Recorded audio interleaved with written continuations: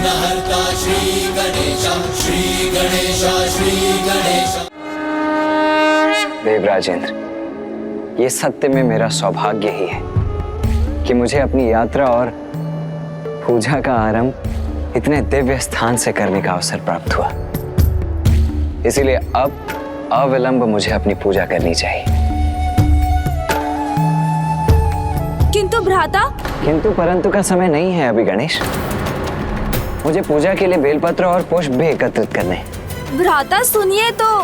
नहीं गणेश, अभी मैं कुछ भी नहीं सुनने वाला हूँ। सर्वप्रथम मैं अपना कर्तव्य पूर्ण करूंगा, उसके पश्चात ही तुमसे कोई बात करूंगा।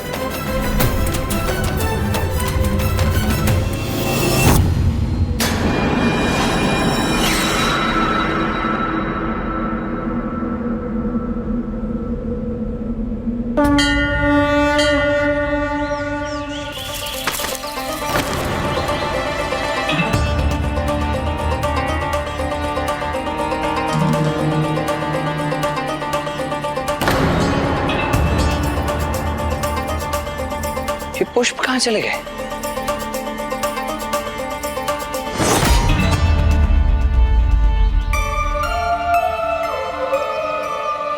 वहां बेलपत्र है, सर्वप्रथम वही ले लेता हूं।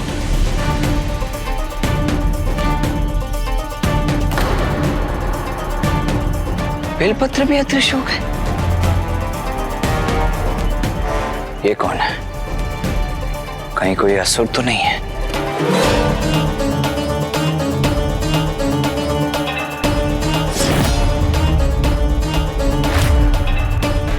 हो क्या रहा है? ये इसलिए हो रहा है भ्राता क्योंकि आपने अधूरी कथा सुनी। पूरी कथा सुने बिना पूजा की सामग्री लेने चल दिए। अधूरी कथा अर्थात? हाँ भ्राता, ये स्थान मात्र इसलिए तीर्थ नहीं है कि यहाँ प्रभु महादेव ने देवराज इंद्र को दर्शन दिए थे, अपितु इसका तो एक और बड़ा कारण है, वो भी तो सुन लीजिए। एक और कारण? क्या है वो कारण गणेश? भ्राता, श्री केदारनाथ धाम वो पावन स्थान है जहाँ प्रथम बार पिताश्री और माता ने समस्त संसार के समक्ष ये सत्य उजागर किया था कि कैसे दोनों पृथक होते हुए भी वैवाहिक रूप में एक ही हैं। अर्थात? यही वो स्थान है जहाँ देह रूप में पिताश्री और माँ एकाकार हुए और सर्वप्रथम अर्धनारीश्वर के रूप में प्रकट हुए।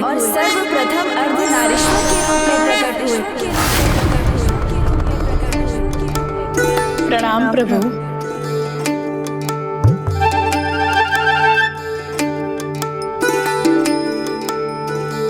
संस्कारी, सुशील, सर्वगुण संपन्न है कुमारी देवसेना।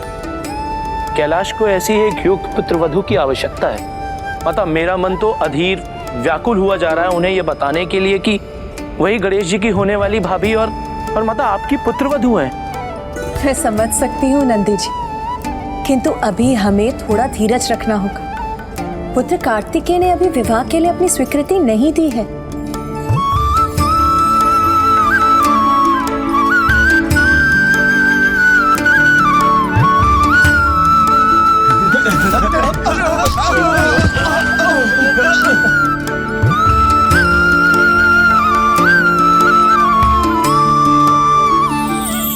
प्रणाम माता। माता, मैंने अवश्य ही कोई महान पुण्य किए होंगे जो आपकी और जगत पिता महादेव की छत्र छाया में सुरक्षित रहने का अवसर प्राप्त हुआ। ये मेरा परम सौभाग्य है जो मुझे आपका स्नेह प्राप्त करने का अवसर मिला माँ। अरे अब तो तेलात्मी तत्लत आया और माता का आशीर्वाद आप पर सदैव रहेगा। तोतला जी, क्या क्या कह रहे हैं ये गण? अच्छा है कि तोतला जी को समझना बिल्कुल भी सरल नहीं। माता, ये क्या बोल रहे हैं और सभी मुझे इतनी उत्सुकता से क्यों देख रहे हैं? पुत्री, इनके कहने का अर्थ है कि कैलाश की छत्र छाया और मेरा स्नेह सदा तुम्हें प्राप्त होगा।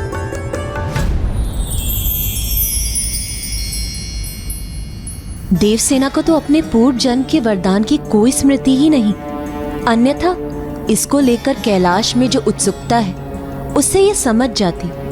हम इसे अपने होने वाली पुत्र वधू के रूप में देख रहे हैं, किंतु इसके मन में भी कार्तिकेय के भांति विवाह को लेकर कहीं अनिच्छा तो नहीं? माता, मैं आपकी कुछ सहायता करूं?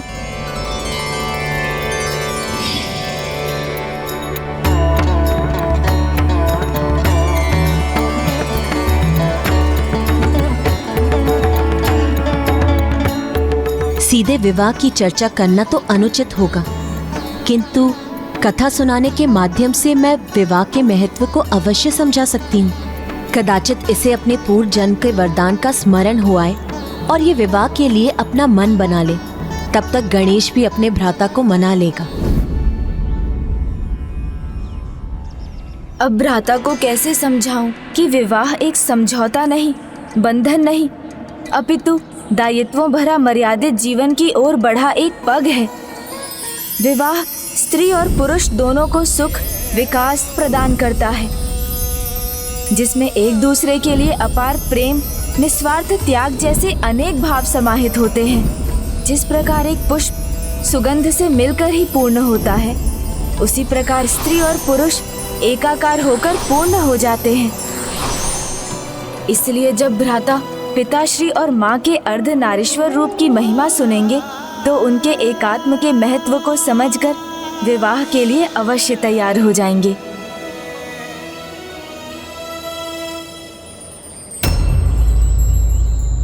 अब फिर किस विचार में डूब गए हो तुम गणेश? सुनाओ कथा, आगे सुनाओ।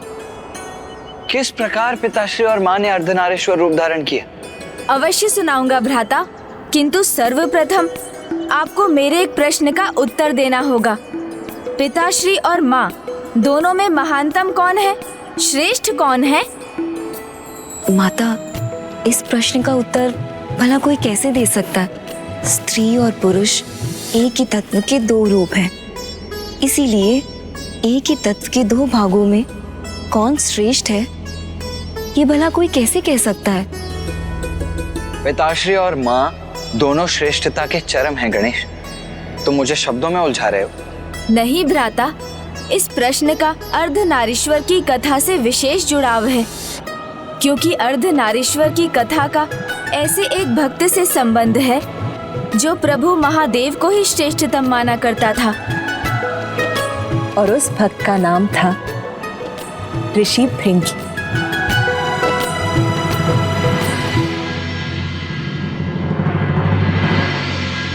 ओम नमः शिवाय।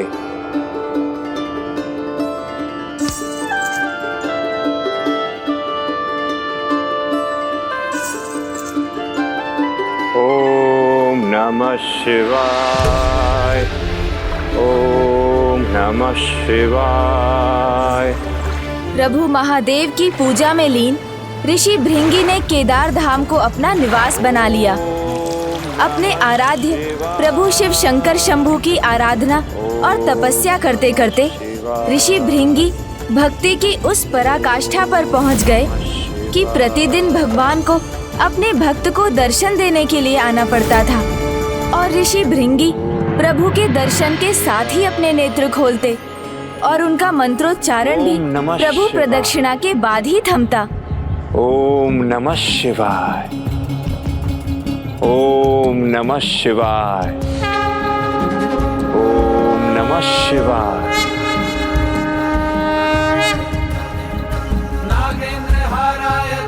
ओम नमः शिवाय।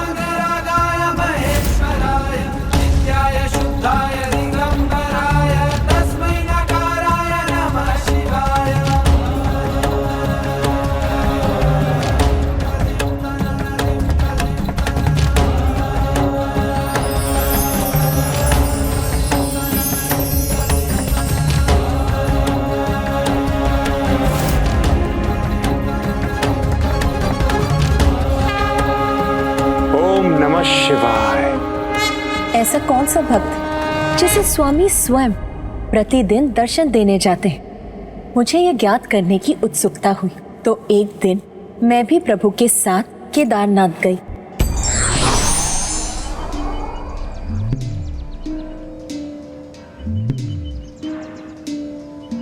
प्रणाम प्रभु।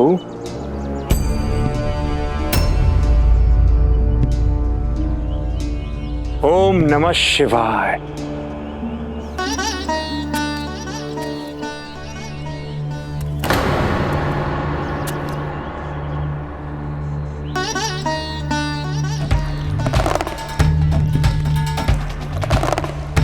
ओम नमः शिवाय।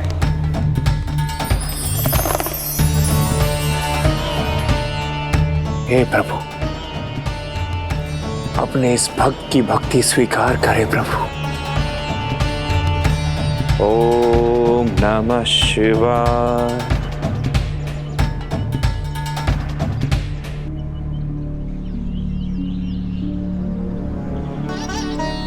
ओम नमः शिवाय।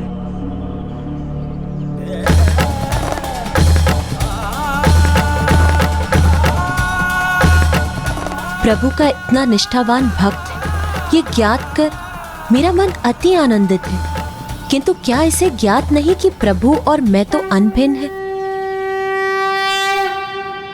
ऋषि भृंगी ने ओम नमः अपनी संपूर्ण शिवाय। निष्ठा और भक्ति प्रभु महादेव पर उड़ेल दी और माता को सर्वथा अनदेखा कर दिया। माता, आपके सामने होने पर भी वो आपको क्यों नहीं देख सके?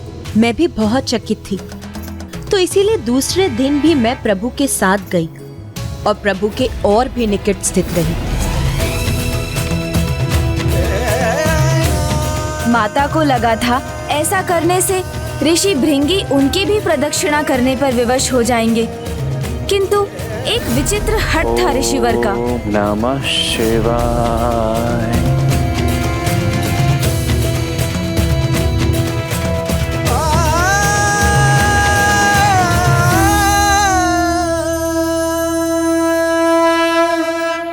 अर्थात मैंने उचित ही समझा था। ऋषि भृंगी को मेरी भक्ति में कोई रुचि नहीं। माँ ने ऋषिवर को अपनी भूल सुधारने के और भी अवसर दिए, वो पिताश्री के और भी निकट स्थित हो जाती, किंतु ऋषिवर ने अपने हठ का परित्याग नहीं किया। वो एकमात्र प्रभु महादेव की प्रदक्षिणा करने का कोई ना कोई उपाय ढूंढ ही लेते थे।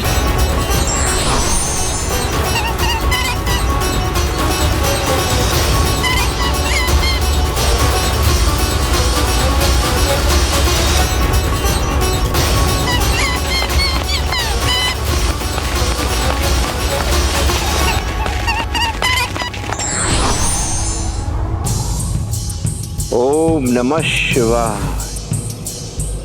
अगले दिवस माता ने इतना स्थान भी रिक्त नहीं छोड़ा कि एक नेवला भी उसमें से निकल सके।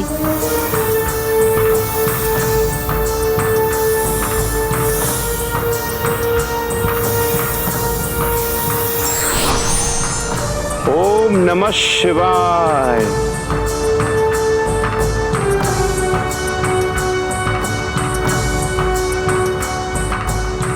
अंततः एक दिन माता ने निर्णय लिया कि वो प्रभु महादेव के अत्यंत निकट बैठेंगी, जिससे ऋषि भृंगी को उन दोनों के मध्य से निकलने का कोई स्थान प्राप्त ना हो।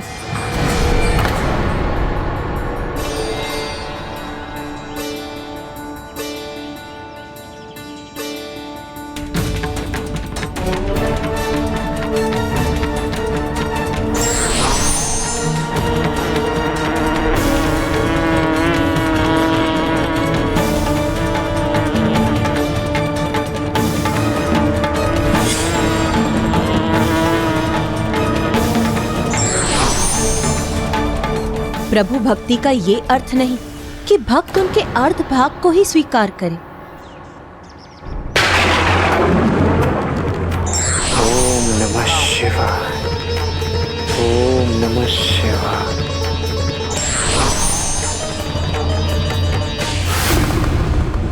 आपके क्रोध का कारण मुझे ज्ञात है प्रिय। कभी कभी भक्त अपने आराध्य की भक्ति में इतने लीन हो जाते हैं कि वो अन्य किसी को स्वीकार ही नहीं कर पाते। वो आपके प्रति निष्ठावान है। ऋषि भृंगी आपके बड़े भक्त हैं। मैं इसीलिए क्रोधित नहीं हूँ स्वामी। मेरे दुख का कारण है कि आपके भक्त होने पर भी वो आपकी अर्धांगिनी का तिरस्कार क्यों कर रहे हैं स्वामी? क्योंकि यदि आप पिता हैं तो मैं माता हूँ, आप शिव हैं तो मैं आपकी शक्ति हूँ। फिर आपके भक्त का ये कैसा हट है? प्रिय, ऋषि भृंगी सत्य को भूल रहे हैं कि आपके बिना मैं अपूर्ण हूं, इसलिए वो मेरे अर्ध रूप की ही भक्ति कर रहे हैं। किंतु अब समय आ गया है कि इस भक्त को ज्ञात हो जाए कि मेरे प्रति उसकी भक्ति अधूरी ही है। प्रिय, जग को सीख देने के लिए हमें एक ऐसा मार्ग अपनाना होगा जहां हम दोनों होकर एक हों।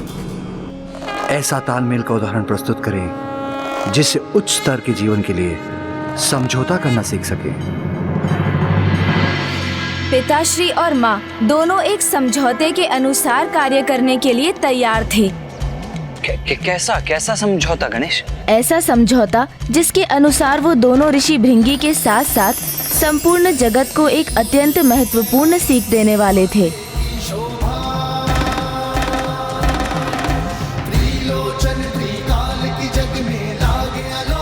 ओम नमः शिवाय। ओम नमः शिवाय। प्रभु,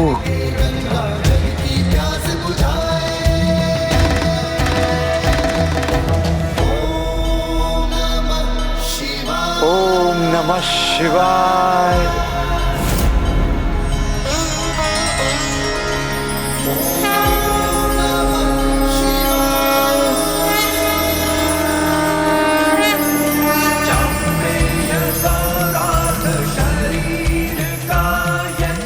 माँ और पिताश्री ने अपने अर्ध तनों का त्याग किया और संसार को प्रथम बार अपने अर्ध नारीश्वर स्वरूप का दर्शन दिया। ओम नमः शिवाय।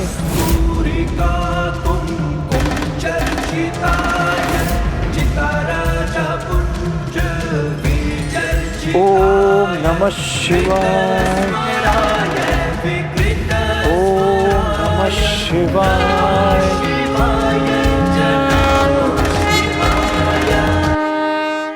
कितना अपूर्व दिव्य दृश्य रहा होगा ना गणेश। माँ और पिताश्री के इस रूप के दर्शन प्राप्त करने का सौभाग्य तो मैं भी प्राप्त करना चाहूंगा। दर्शन ही क्यों भ्राता, आप स्वयं भी विवाह के पश्चात ऐसे बन सकते हैं। मेरा अर्थ है, यदि आप जीवन साझा करें तो किसी के साथ रहना वो तो अच्छा होता है ना।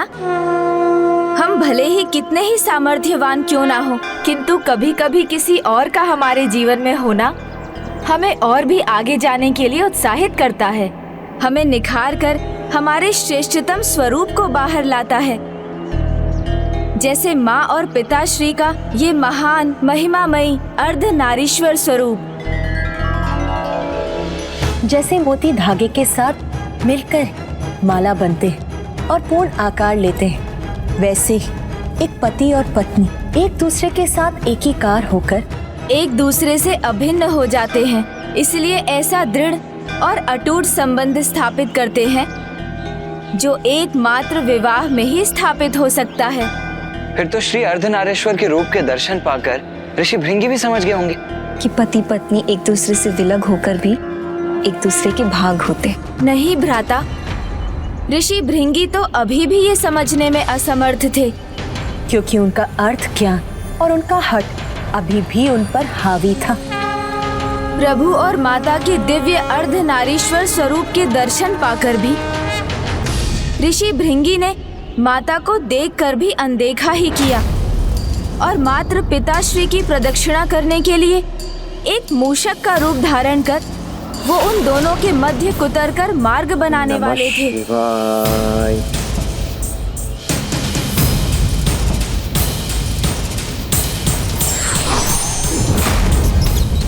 माता को ऋषि की भावना का आभास हुआ तो उनका क्रोध चरम सीमा पर पहुंच गया।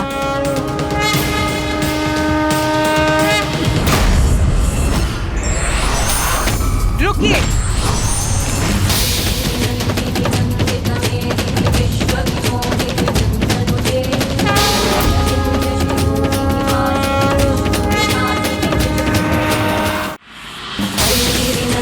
भगवान के लिए भक्त भी पुत्र समान ही होते हैं। इसलिए यदि पुत्र कोई भूल करता है तो उसे सुधारना भी भगवान का ही कार्य होता है। उसी प्रकार भक्त की अज्ञानता को दूर कर उसे उचित मार्ग पर लाना भी भगवान का ही कार्य है। अब आपको समझाने का एक ही उपाय है, इसीलिए अब मैं तुम्हें श्राप देती हूँ। तुम्हें अपने आराध्य के पुरुष तत्व में ही आस्था है ना? तुम्हारे तन से तुम्हारा रक्त, तुम्हारी मांसपेशियां जो तुम्हारे स्त्री तत्व से उत्पन्न हुई हैं, वो इसी क्षण लुप्त हो जाएं, जिससे तुम्हें तुम्हारे आराध्य की पूर्णता का आभास हो सके। माता,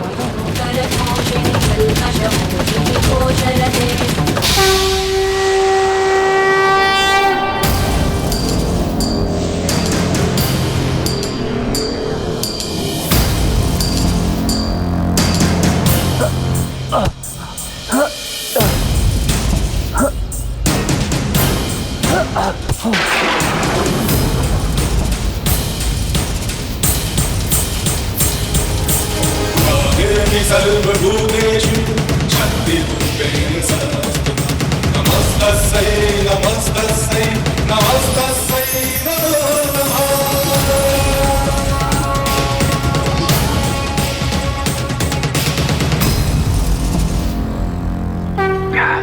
क्षमा करें माता, मैं पूर्व में नहीं समझ पाया कि आप दोनों एक दूसरे के बिना अपूर्ण है माता।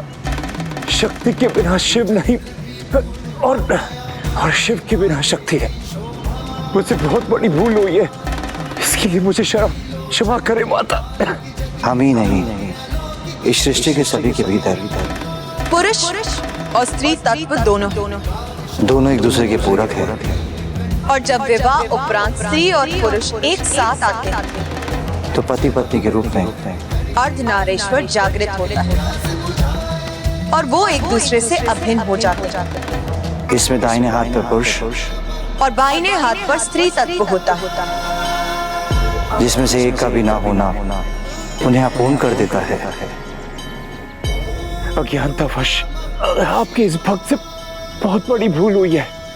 मैं आपको नहीं, अपने आराध्य प्रभु महादेव के अर्धभाग को अपमानित करने का अपराध किया है माता। क्षमा करे माता, क्षमा करे माता, क्षमा करे।